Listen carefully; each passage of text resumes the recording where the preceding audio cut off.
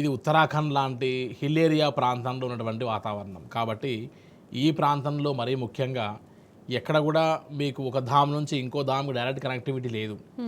ఒళ్ళు అలవకుండా మనం ప్రశాంతంగా చార్ధామ్ యాత్ర చేద్దాంలే అనుకుంటే కష్టం అవుతుంది. ఎందుకంటే యమునోత్రి దగ్గర మనము ఒక 7 కిలోమీటర్స్ ట్రెక్ ఉంటుంది. వాటిని అవాయిడ్ చేయాలంటే గుర్రం కానీ డోలీ కానీ పోటర్ కానీ తీసుకోవాలి. కేదార్నాథ్ దగ్గర అప్ 17 కిలోమీటర్స్, డౌన్ 17 కిలోమీటర్స్ ఉంటుంది. చాలామంది హెలికాప్టర్ ప్రిఫర్ చేస్తే దొరకకపోవచ్చు, వెరీ లెస్ కౌంటే హెలికాప్టర్స్, అందులో వాతావరణం అనుకూలించకపోవచ్చు, ఒకసారి ఫ్లై కాకపోవచ్చు.